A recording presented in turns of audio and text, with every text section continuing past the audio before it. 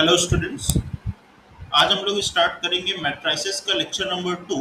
अपने previous lecture में हम लोगों ने मैट्रिक्स का इंट्रोडक्शन किया था, मैट्रिक्स का ऑर्डर क्या होता है ये देखा था और मैट्रिक्स की जनरल फॉर्म के बारे में बात की थी। ठीक है, चलिए मैट्रिक्स का जो ऑर्डर होता है इन जनरल हम लोग क्या लेके चल रहे थे, m बाई n लेकर चल रहे थे, जहाँ पे m किसको रिप्रेजेंट कर रहा था, नंबर ऑफ रोज को, और n किसको रिप्रेजेंट करता था, नंबर ऑफ कॉलम्स को। पहले नंबर ऑफ रोज लिखते हैं, बाद में नंबर ऑफ कॉलम्स लिखते हैं। अब हम लोग बात करेंगे टाइप्स ऑफ मैट्रिसेस के बारे में। मैट्रिसेस कितने टाइप्स की होती है। पहला मैट्रिक्स का जो टाइप है वो है हमारे पास रो मैट्रिक्स। ठीक है, रो मैट्रिक्स में क्या होगा, there will only be a single row. हमारे पास कितनी रोज होंगी, केवल एक रो होगी बस हमारे पास। तो ऐसी सारी मैट्रिसेस जिसमें एक रो होती है, कॉलम्स चाहे जितने भी हो, रो कितनी होनी चाहिए, वन होनी चाहिए, उसे हम क्या कहेंगे, रो मैट्रिक्स। ओके, सपोज आपके पास ऐसा लिखा हुआ है कुछ, a इज इक्वल्स टू 1 2 3 4। ये एक रो मैट्रिक्स हो गई। इसमें रोज कितनी है, वन रो है, और कॉलम कितने हैं, 1 2 3 4। फोर कॉलम्स हैं, तो इसका ऑर्डर क्या हो गया, 1/4। आप कोई और मैट्रिक्स लिख सकते हैं जिसमें कुछ ऐसा हो सकता है, -1 1 0। ठीक है, यहाँ पे कितना हो गया ऑर्डर, एक रो है और कॉलम्स कितने हैं, 1 2 3। थ्री कॉलम्स हैं, तो इस मैट्रिक्स का ऑर्डर कैसा हो गया, 1/3। और क्योंकि सिर्फ एक रो है तो इसे हम क्या कहेंगे, row matrix. Okay, next is column matrix. Row matrix का जस्ट अपोजिट। यहाँ पे नंबर ऑफ कॉलम्स कितने होंगे, वन होंगे।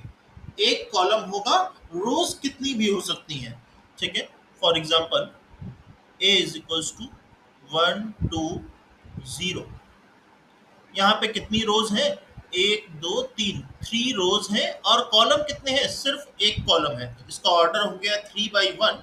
और क्योंकि एक कॉलम है, सिर्फ सिंगल कॉलम है, इसे हम क्या कहेंगे, कॉलम मैट्रिक्स। और भी आप एग्जांपल लिख सकते हैं, 5 4 9 -2। यहाँ पे कितनी रोज है, 1 2 3 4 रोज हैं, और कॉलम कितने हैं, सिर्फ सिंगल कॉलम है, 4/1। इस मैट्रिक्स का ऑर्डर हो गया, और ये कैसी मैट्रिक्स हो गई, कॉलम मैट्रिक्स, क्योंकि इसमें सिंगल कॉलम है। ओके, नेक्स्ट फिर मेरे पास आता है स्क्वायर मैट्रिक्स। हम लोगों ने मैट्रिक्स की डेफिनेशन में कहा था, मैट्रिक्स क्या है, एक रेक्टेंगुलर टेबल है। रेक्टेंगुलर टेबल मतलब नंबर ऑफ रोज और नंबर ऑफ कॉलम्स। जैसे हम रेक्टेंगल की बात करते हैं तो लेंथ और ब्रेड्थ। वही रेक्टेंगल जब स्क्वायर बन जाता है तो क्या हो जाता है, लेंथ और ब्रेड्थ सेम हो जाती है। जब सारी साइड्स इक्वल हो जाती है तो उसे हम स्क्वायर कह देते हैं। ऐसे ही रेक्टेंगुलर मैट्रिक्स स्क्वायर मैट्रिक्स में कब कन्वर्ट हो जाएगी, जब नंबर ऑफ रोज और नंबर ऑफ कॉलम्स कैसे हो जाएंगे, इक्वल हो जाएंगे, when m is equals to n। Okay, for example आपके पास ऐसा लिखा हुआ है 1 4 7 8। तो टू रोज हैं आपके पास, 1 2, और कॉलम्स भी कितने हैं, 1 2, टू कॉलम्स हैं। ठीक है, तो टू रोज टू कॉलम्स, ये 2/2 ऑर्डर की एक स्क्वायर मैट्रिक्स हो गई। ऐसे ही आप 3/3 ऑर्डर की लिख सकते हैं, 1 4 7 2 9 -3 4 0 8। अब यहाँ पे देखिए कितनी रोज है आपके पास, first row, second row, third row, three rows, first column, second column, third column, three column. ठीक है, तो ये क्या हो गया, एक स्क्वायर मैट्रिक्स जहां पे नंबर ऑफ रोज और नंबर ऑफ कॉलम्स कैसे हैं, इक्वल हैं। अब देखिए आप ये भी लिख सकते हैं, जैसे मैं स्टेटमेंट जो आपके पास क्वेश्चन में लिख के आएगा वो ऐसा लिख के आ सकता है, A is a matrix of order 2/2। इसका मतलब वो कैसी मैट्रिक्स है, एक स्क्वायर मैट्रिक्स है, और कितने ऑर्डर की है, 2/2 की, मतलब टू रोज टू कॉलम्स है।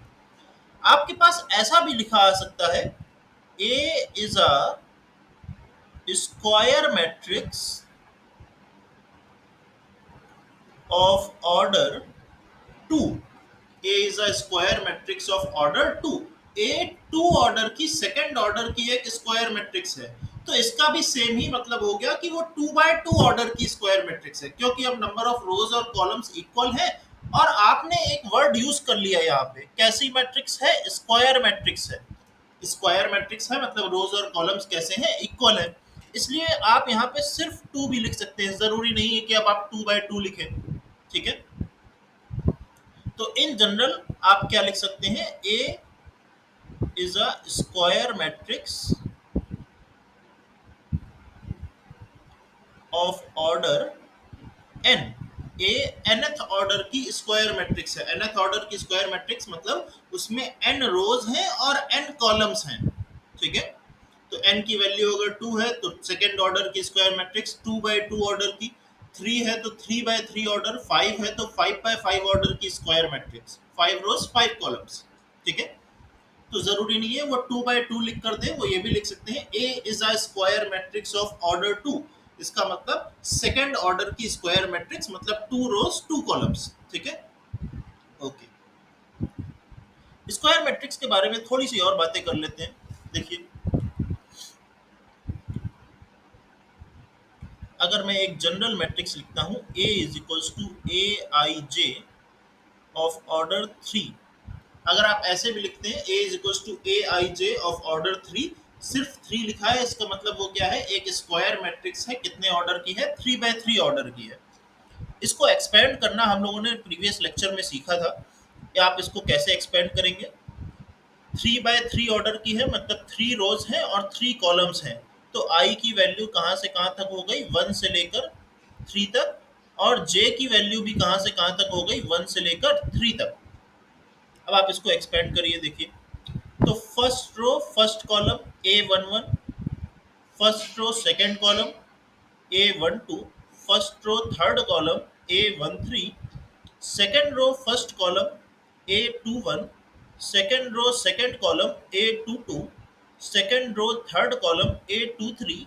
जे की वैल्यू 3 से ज्यादा हो नहीं सकती, तो A31। आई की वैल्यू हम लोगों ने चेंज कर दी A32 और A33। इसके बाद आई और जे 3 से ज्यादा नहीं हो सकते। ये आपके पास ये मैट्रिक्स एक्सपैंड होकर आ गई। ठीक है, ओके। अब देखिए यहाँ पे कुछ टर्म्स हम डिफाइन करते हैं।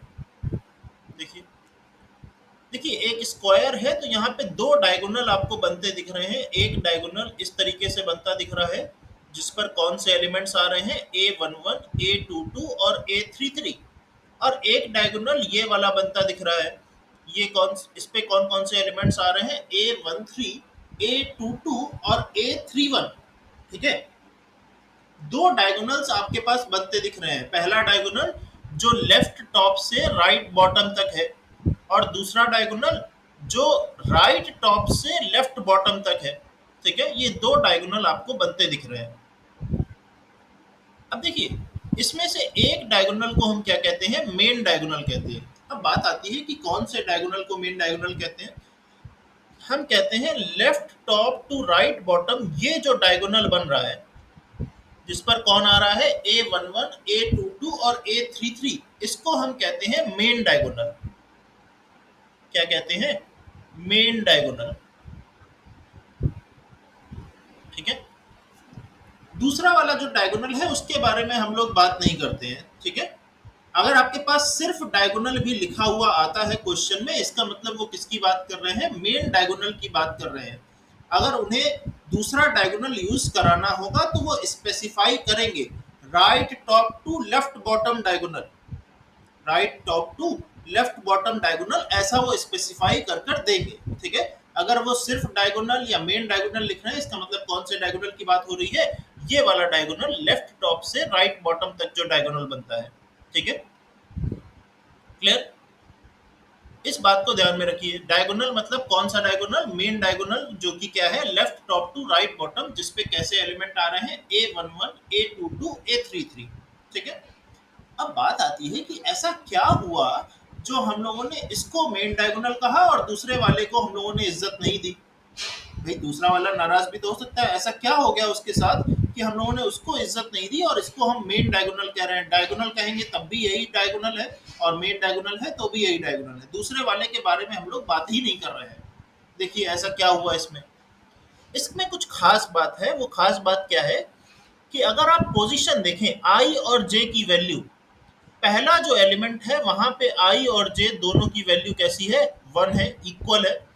दूसरे एलिमेंट में आई और जे दोनों की वैल्यू फिर से इक्वल है, वैल्यू 2 है। तीसरे एलिमेंट में भी I is equal to J, value कितनी है, 3 है। 3/3 ऑर्डर की थी इसलिए यहीं पे रुक दिया। अगर 4/4 की होती तो नेक्स्ट एलिमेंट क्या आता मेरा डायगोनल पे, A44। अगर 5/5 की होती तो नेक्स्ट एलिमेंट क्या आता, A55। ठीक है। जबकि दूसरे डायगोनल पे देखिए ऐसा कुछ फिक्स नहीं है। पहले में आई और जे इक्वल नहीं है, आई कैसा है, जे से छोटा है, 1 is less than 3, I is less than J. ठीक है। दूसरे में आई और जे इक्वल है, और तीसरे में आई जे से ग्रेटर हो गया, A31, 3 इज ग्रेटर देन 1। तो वहां पे कुछ कॉमन प्रॉपर्टी नहीं है दूसरे वाले डायगोनल में। ठीक है। जबकि हम स्टडी तो उसी की करेंगे जहां पे कुछ प्रॉपर्टी हो। जो दूसरा डायगोनल है वहां पे प्रॉपर्टी नहीं है। ये वाला जो डायगोनल है, मेन डायगोनल है, उसमें प्रॉपर्टी है। क्या प्रॉपर्टी है, I is always equal to J. तो मेन डायगोनल हम इसको क्यों कह रहे हैं, because I is equal to J. तो मेन डायगोनल एलिमेंट्स की प्रॉपर्टी क्या हो गई कि आई क्या होता है, जे के इक्वल होता है। ठीक है। चलिए, अब जब हमने मेन डायगोनल बना लिया तो मेरी मैट्रिक्स 3 पार्ट में डिवाइड हो गई। एक तो मेरा डायगोनल, और एक डायगोनल के ऊपर वाला पार्ट, और एक डायगोनल के नीचे वाला पार्ट। देखिए, डायगोनल के ऊपर वाला पार्ट, यहाँ पे एक ट्रायंगल बनता दिख रहा है आपको, वहां पे 3 एलिमेंट आ रहे हैं, और डायगोनल के नीचे भी जो एक पार्ट बनता दिख रहा है, ये भी एक ट्रायंगल बनता दिख रहा है। तो मेन डायगोनल पे आई और जे में रिलेशन क्या है कि आई इक्वल टू जे है। जरा डायगोनल के ऊपर देखिए, आई और जे में रिलेशन क्या है, 1 is less than 2, 1 is less than 3, 2 is less than 3। आई हमेशा कैसा है, जे से स्मॉलर है। ठीक है। और जरा आप मेन डायगोनल के नीचे देखिए, 2 is greater than 1, 3 is greater than 1, 3 is greater than 2। यहाँ पे क्या है, आई हमेशा जे से ग्रेटर है। ठीक है। तो मेन डायगोनल बनाने से मेरे पास 3 पार्ट में मैट्रिक्स डिवाइड हो गई। मेन डायगोनल पे आई इक्वल टू जे है, मेन डायगोनल के ऊपर आई लेस देन जे है, और मेन डायगोनल के नीचे क्या है, आई ग्रेटर देन जे है। ठीक है। चलिए, इसमें अगर आपको कोई डाउट होता है तो आप कमेंट करके पूछ लीजिए मुझसे। ये स्क्वायर मैट्रिक्स के बारे में बात हो गई। तो अब हमसे जब भी डायगोनल की बात की जाएगी, हम मेन डायगोनल की बात करेंगे। मेन डायगोनल कौन सा हो गया, left top to right bottom जो डायगोनल बन रहा है, लेफ्ट साइड ऊपर से लेकर राइट साइड नीचे तक जो डायगोनल बन रहा है, वो मेरा मेन डायगोनल हो गया।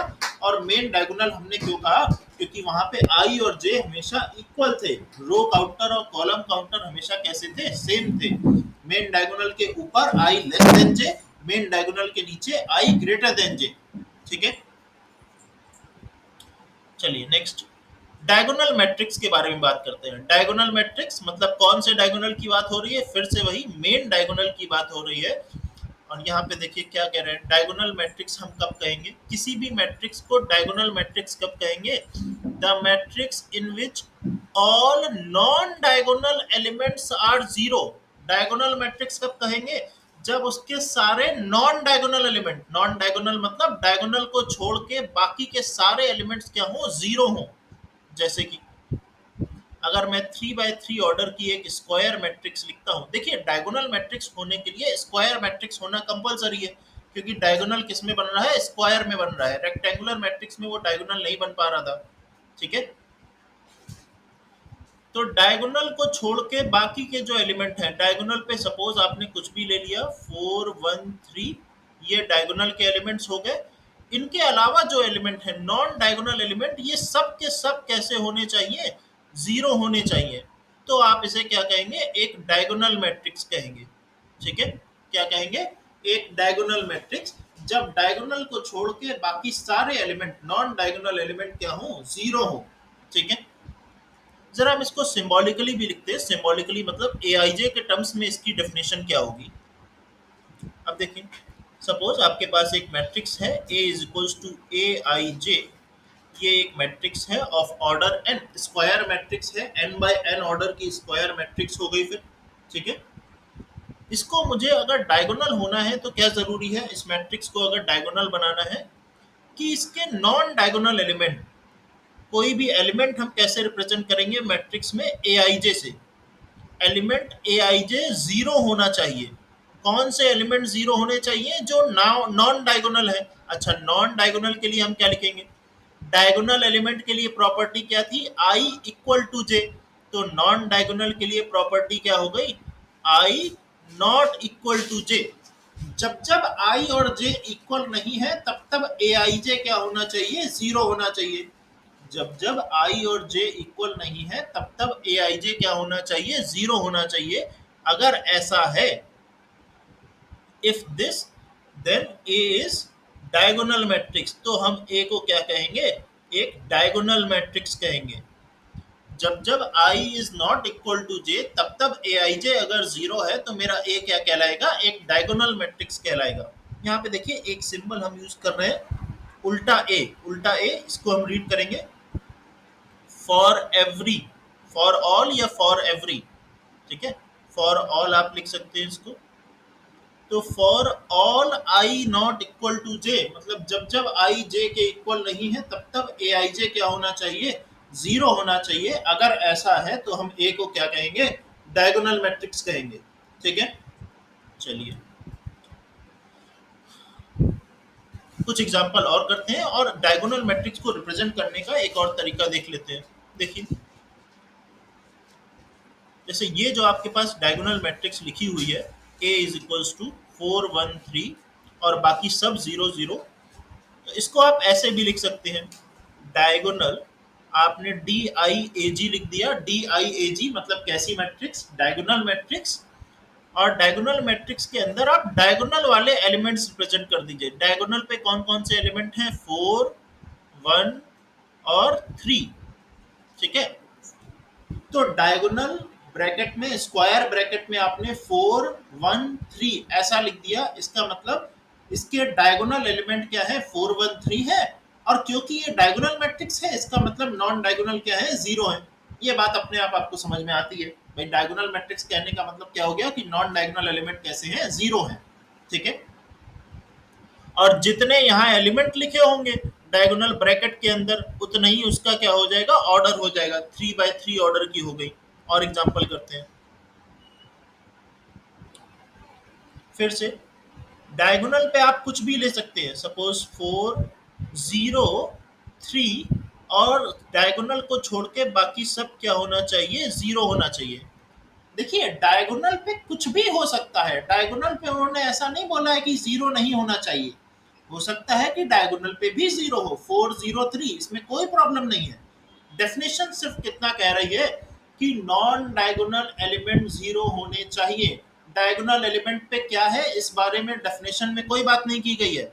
तो हो सकता है डायगोनल पे भी जीरो हो, उसमें आपको कोई प्रॉब्लम नहीं होनी चाहिए। तो ये भी एक डायगोनल मैट्रिक्स है। और अगर इसको हम दूसरे मेथड से रिप्रेजेंट करेंगे तो वो कैसा आ जाएगा? डी आई ए जी। इसके डायगोनल एलिमेंट्स हम लोग रिप्रेजेंट करेंगे 4 0 3, ठीक है। अगर मैं एक 2 by 2 ऑर्डर की डायगोनल मैट्रिक्स लिखता हूं तो कुछ इस तरीके से 2 1 0 0, ठीक है। ये भी एक डायगोनल मैट्रिक्स हो गई। और इसके डायगोनल एलिमेंट क्या हो गए? 2 और 1। अब सिर्फ दो एलिमेंट दिख रहे हैं, इसका मतलब ये 2 by 2 ऑर्डर की स्क्वायर मैट्रिक्स है और ऊपर वाली 3 by 3 ऑर्डर की स्क्वायर मैट्रिक्स थी, ठीक है। ये हो गई मेरे पास डायगोनल मैट्रिक्स। अगर आपको कोई डाउट है तो आप कमेंट करके पूछ लीजिए। 4 टाइप्स हम लोगों ने मैट्रिसेस के कर लिए हैं। आपकी एनसीईआरटी बुक के अकॉर्डिंग 7 टाइप्स हैं। 3 टाइप्स जो और बाकी हैं वो हम लोग नेक्स्ट लेक्चर में करेंगे। Okay, thank you.